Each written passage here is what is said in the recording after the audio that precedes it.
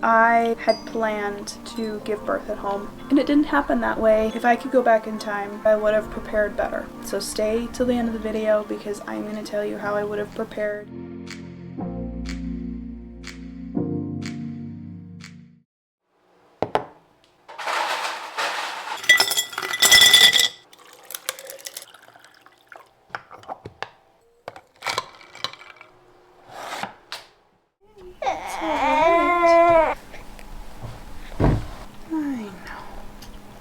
We have recently found out that Sam gets really colicky in the mornings.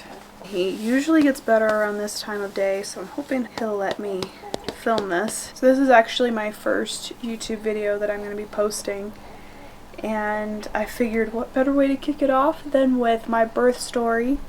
My prayer with this is that my story doesn't discourage you, but to prepare you for what could happen. My birth did not end up being at home. It ended up being at the hospital, which actually was all in God's providence. How Mr. Samuel was born. He was due on February 4th. He was born on January 28th. All in all, it ended up being a 42-hour labor. But I guess we'll start the weekend before I gave birth. Friday, I had a visit with my midwife, and she took my blood pressure, and I think it was like 150 over 90 or something like that, which was concerning to her, and that of course was concerning to me. So that started my weekend off on a great note because I just was a little bit nervous about giving birth at home with high blood pressure. But also that weekend my GBS test came back positive, so I was just miserable all weekend. I think I had a migraine on Sunday. I ended up staying home from church, and it was just a whole thing. Sunday night at 10 p.m. my water broke. I'd gone to bed 30 minutes prior. That's not at all how I was expecting labor to begin, but we called the midwife, and she was like, okay, we'll try to get some rest. It could be a few hours before you start having contractions, so sleep as much as you can. And so I think we didn't end up even going back to bed until a little bit closer to 11. Just I wasn't fully prepared the way I wanted to be, so I did a couple things, which looking back on that now, I would not have done that if I knew the way that this all was going to happen. I shouldn't have worried about those few preparations. Anyway, I think I dozed a little bit, but contractions began at around midnight, and immediately they were in my back. Immediately. And they weren't bad. I didn't feel it at all in my front for, I don't know, the first few hours. I labor for 3 or 4 hours on my own. My husband is sleeping. I'm okay, but I'm laboring, and contractions are getting closer together and more intense. And so I wake my husband up. I think it was maybe 3:30 or 4. I woke up my husband and I said, hey, things are starting to progress. I think we need to call midwife.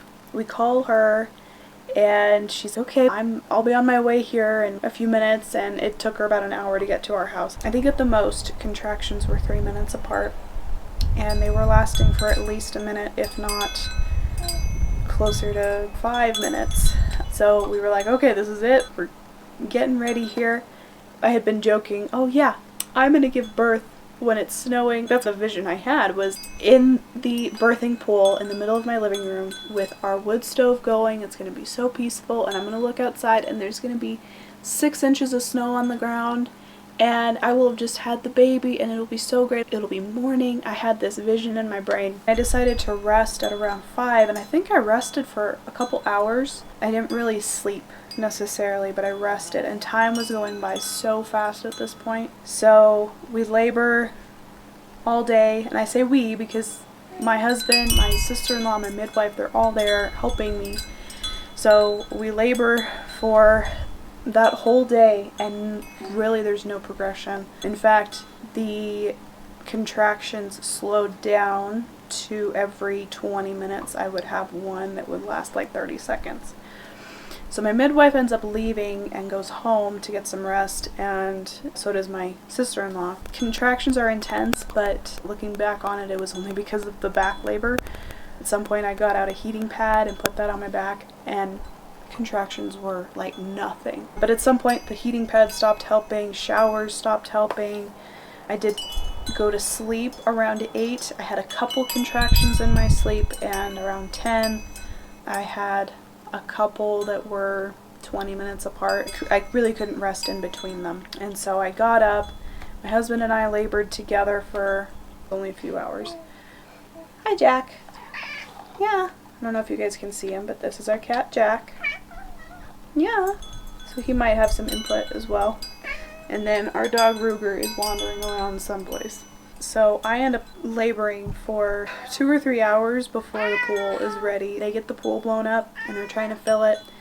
Long story short, it took them 2 or 3 hours to fill it. Contractions were just really close together and really intense.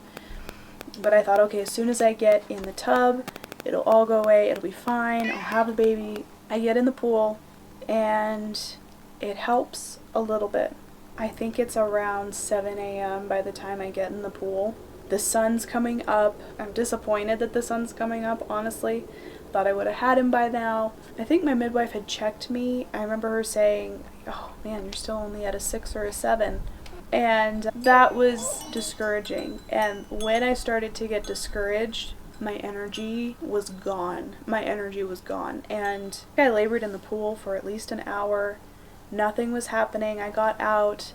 I labored on my back for a little bit. I tried all the different positions and nothing was progressing. And so at some point my midwife was like, maybe there's actually a problem. Maybe he's stuck on your pelvic bone. But she really wanted me to try to keep laboring at home. And I just, at some point, I couldn't do it anymore. And especially with the thought that, okay, maybe there's actually an issue and I can't have the baby, I thought maybe we do need to go to the hospital. Meanwhile, he is doing great. His heart rate is perfect and there's no sign of distress. I can still feel him moving. Like, I wasn't worried about him yet, but I thought, okay, if there's a problem, we need to get to the hospital sooner rather than later because we live an hour away from the hospital. We leave for the hospital around 10 or 11 on the 28th, and we get there, and I was expecting to hear them start talking about C-sections right off the bat, and I got there and they were like, hey, do you want an epidural? And as soon as I got the epidural, I was able to rest for maybe an hour, not quite. The nurse comes back in and checks me and I'm at a 9. A couple hours more go by and I haven't progressed at all. Turns out I had a cervical lip, and so the nurse had to come in and do like perineal massage and stuff while I pushed to get the baby ready to actually come out, basically.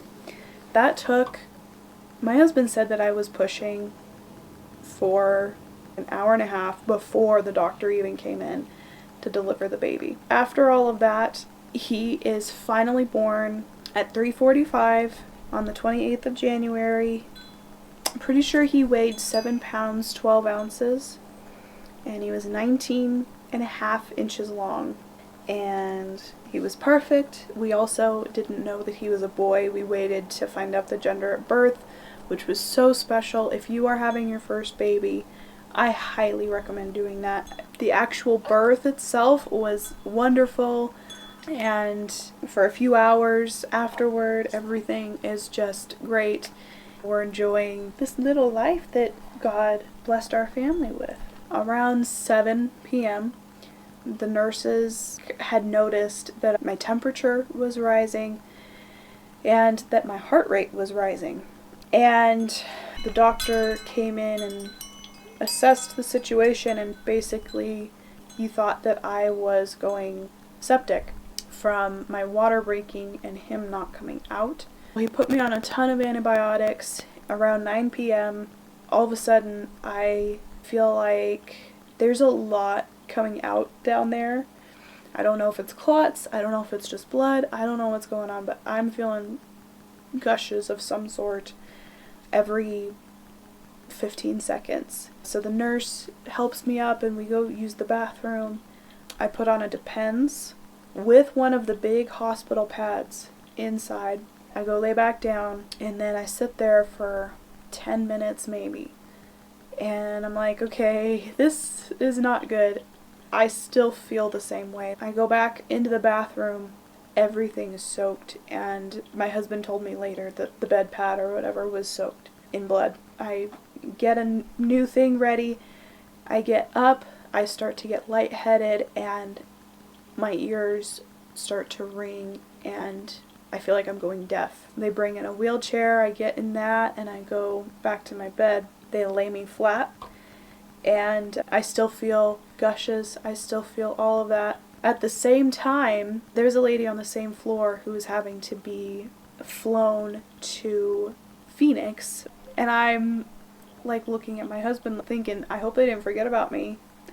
But finally, the doctor comes in, and the nurse and the doctor work on bringing my uterus down. Apparently my uterus was really high, and I really don't understand what actually ended up happening, but they ended up pushing out a clot that was bigger than my placenta, is what my husband said. Yeah. Anyway, my hospital stay was wonderful.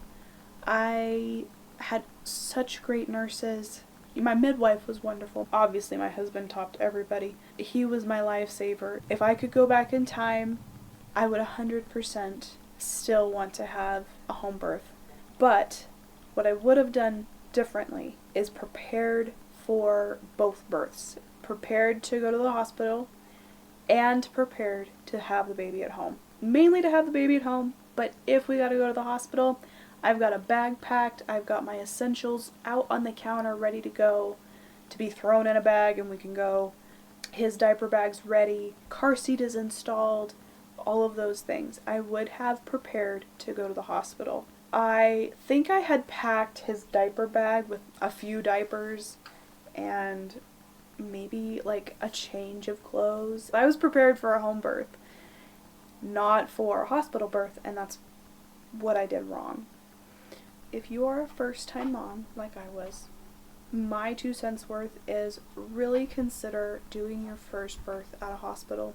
Apparently some midwives don't even take first-time moms because of complications that can come up. The cervical lip that I was talking about that I had, you've just never given birth before, and so there's nothing to go off of. There's problems that could come up that you just don't know about. We are probably going to at least have our second child at the hospital with hemorrhaging like I did. That is my birth story. Not at all how I thought it was going to go, and praise God for his providence because he knew what I needed before I did. Anyway, Mr. Samuel is doing great, gaining weight, we are breastfeeding, he's doing great with that, and I'm doing great. Postpartum recovery was so much easier than I thought it was going to be.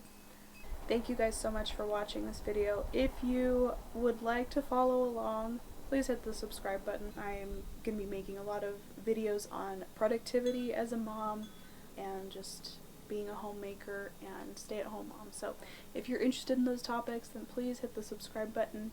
If this video was helpful, please give it a thumbs up. It really does help. And if you know anybody who maybe is getting ready to have a baby and they want to do a home birth, then maybe share this video to them just so that they're prepared for anything that might come their way. Thank you so much for watching this video, and I'll catch you in the next one.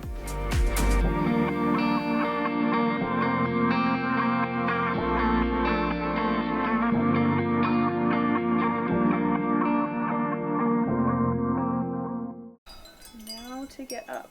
That is the big task.